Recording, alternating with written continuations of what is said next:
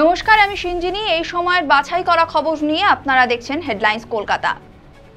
আরজিকর কাণ্ড আবারও রাজ্য রাজনীতিতে চর্চায় উঠে এসেছে।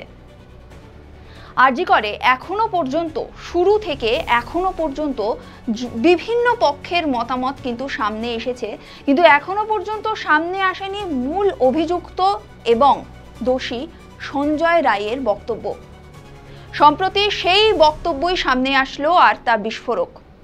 কি বলেছে সঞ্জয় রায় আপনাদের জানাবো। তার আগে আপনাদের বলি, শিয়ালদা কোর্টে বিচারক অনির্বাণ দাস যেমন বলেছেন যে যাবতীয় বায়োলজিক্যাল এভিডেন্স সঞ্জয় রায়ের বিরুদ্ধে যাচ্ছে, তিনি আরও কিছু বলেছেন, তাও কিন্তু যথেষ্ট বিভ্রান্তি তৈরি করছে। তিনি বলেছেন যে সমস্ত সরঞ্জাম পাওয়া গেছে ঘটনাস্থল থেকে উদ্ধার করা হয়েছে, সেই সমস্ত সরঞ্জামে সঞ্জয় রায়ের হাতের ছাপের যথেষ্ট অভাব রয়েছে। আরও রায়ে উল্লেখ করা হয়েছে, তরুণী চিকিৎসকের দেহ থেকে যে নমুনা সংগ্রহ করা হয়েছিল তাতে কিন্তু অন্য মহিলার অস্তিত্ব রয়েছে। এই রকম নানান বিভ্রান্তিকর তথ্য এই রায়ে উঠে এসেছে। এবার আসি সঞ্জয় রায়ের বক্তব্যে। কি বলেছে সঞ্জয় রায়? তাকে যখন জিজ্ঞেস করা হয়েছে তার ব্লুটুথ হেডফোন থেকে শুরু করে তার মাথার চুল ঘটনাস্থলে পাওয়া যাওয়া এবং তার রুদ্রাক্ষের মালা, সিসিটিভি ফুটেজে তার অবস্থান, এই যাবতীয় কিছু নিয়ে সঞ্জয় রায়ের যে বক্তব্য তা কিন্তু রীতিমতো ষড়যন্ত্রের তত্ত্ব। সংবিধানের ৩৫১ নম্বর ধারা অনুযায়ী কোনো মামলায় সমস্ত সাক্ষীদের বয়ান লিপিবদ্ধ করার সঙ্গে সঙ্গে অভিযুক্তের বয়ান আত্মপক্ষ সমর্থনের জন্য লিপিবদ্ধ করা হয়। তেমনি শিয়ালদা কোর্টে রুদ্ধদ্বার কক্ষে সঞ্জয় সহ ৫১ জনের বয়ান লিপিবদ্ধ করা হয়েছিল। কোর্ট সূত্রে জানা যাচ্ছে সঞ্জয় যা বলছে তা বিস্ফোরক। সঞ্জয় রায় জানাচ্ছে তাকে পুলিশ ৯ই আগস্ট অর্থাৎ ঘটনার দিন গ্রেফতার করে যখন নিয়ে যায়, তারপর তাকে লকআপে নিয়ে গিয়ে রীতিমতো অত্যাচার করা হয়, তার মাথার চুল ছিঁড়ে নেওয়া হয়, তার থেকে তার রুদ্রাক্ষের মালা কেড়ে নেওয়া হয়। তার বক্তব্য ছিল রুদ্রাক্ষের মালা পরে যদি সে এই কাজ করত তাহলে সেই রুদ্রাক্ষের মালা ছিঁড়ে যেত, কিন্তু সেই মালা এখনো ইনট্যাক্ট রয়েছে, যেটা সে আগেও জানিয়েছে, সে কথা অলরেডি আপনাদের সামনে এসেছে। এবার বলি, তার শরীরে যে ক্ষত চিহ্ন পাওয়া গেছে যা কিনা ধর্ষণ কাণ্ডের সঙ্গে জড়িত বলে মনে করা হয়েছে, তা নিয়ে সঞ্জয়ের বক্তব্য কি? সঞ্জয় জানাচ্ছে ৫ই অগস্ট সে অনুপ দত্ত বলে এক পুলিশ কর্মীর নির্দেশে এক ক্লাইম্বিং প্রশিক্ষণে গেছিল।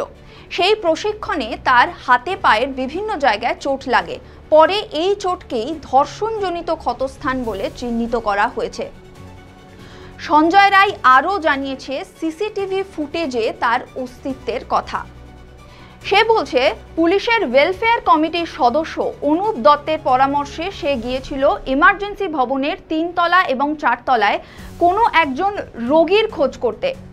সে যখন সেই রোগীর খোঁজ পায় না, সেই রোগীর খোঁজের জন্য সে ঘোরাঘুরি করেছিল, আর তখনই সিসিটিভিতে ধরা পড়ে যায় তার ছবি। সে রোগীর জন্য ঘোরাঘুরি করে চেস্ট মেডিসিনেরই পুরুষ ওয়ার্ডের একটি রুমে গিয়ে ক্লান্ত হয়ে ঘুমিয়ে পড়ে। তারপর সেখানেই তার ব্লুটুথ হেডফোনটি ফেলে চলে আসে। তার হেলমেট নিয়ে হেডফোনটি সেখানে ফেলে সে চলে আসে। পরে সেই হেডফোনটি প্লান্ট করা হয়েছিল ঘটনাস্থলে, এমনটাই অভিযোগ করছে সঞ্জয় রায়। অতএব সঞ্জয় রায়ের যাবতীয় বক্তব্য শুনে এমনটাই মনে হচ্ছে বা এমনটাই সে পোট্রে করার চেষ্টা করছে যে যাবতীয় তার সমস্ত নথি যা যা তার থেকে পাওয়া গেছে ঘটনাস্থলে, তার সমস্তটাই প্ল্যান্ট করা, অর্থাৎ ষড়যন্ত্রের একটা অংশ। আরও বিস্ফোরক, সে জানিয়েছে ১০ই আগস্ট এক আইপিএস কর্তা তাকে বলে খুন ও ধর্ষণের অভিযোগ স্বীকার করে নিতে। সে অস্বীকার করে। তারপর তাকে নিয়ে যাওয়া হয় প্রাক্তন পুলিশ কমিশনার বিনীত গোয়েলের ঘরে। সেখানে বিনীত গোয়েলও তাকে একই কথা স্বীকার করে নেওয়ার জন্য বলে, কিন্তু সে স্বীকার করতে অস্বীকার করে। এমনটাই বিস্ফোরক কথা জানিয়েছে সঞ্জয় রায়। সঞ্জয় রায়ের যাবতীয় বক্তব্য শোনার পর শিয়ালদা কোর্ট সঞ্জয় রায়ের ফাঁসির সাজা ঘোষণা না করে তাকে কিন্তু যাবজ্জীবন কারাদণ্ডের আদেশ দিয়েছে। শিয়ালদা কোর্ট যখন সিবিআইকে জিজ্ঞেস করে যে সঞ্জয় রায়ের এই যাবতীয় বক্তব্যের পিছনে সত্যতা কতখানি বা তাদের তদন্ত কি বলছে। সিবিআই জানায় চার্জশিট গঠনের সময় কিন্তু সঞ্জয় রায় এগুলো কিছুই জানায়নি, এখন সে এগুলো জানাচ্ছে। যেমনটা সিবিআই আগেও জানিয়েছে, সিবিআই তদন্ত চলবে। সঞ্জয় রায়ের এই বক্তব্য সিবিআই গ্রহণ করবে কি করবে না তা সময় বলবে, সঞ্জয় রায়ের ভবিষ্যৎ কি হবে তাও সময় বলবে। সত্যি ঘটনা কি আসলে কেউ তা জানে না, এটা এখনো বিচার্য বিচার প্রক্রিয়ার অংশ। আপনারা এতক্ষণ দেখছিলেন এই সময়ের বাছাই করা খবর নিয়ে হেডলাইন্স কলকাতা। আজকের পর্বটা আপনাদের কেমন লাগলো আমাদের কমেন্ট করে জানান। আপনাদের স্বাধীন মতামতের জন্য আমাদের কমেন্ট বক্স সবসময় খোলা রয়েছে। দেখতে থাকুন ক্যালকলিং টিভি।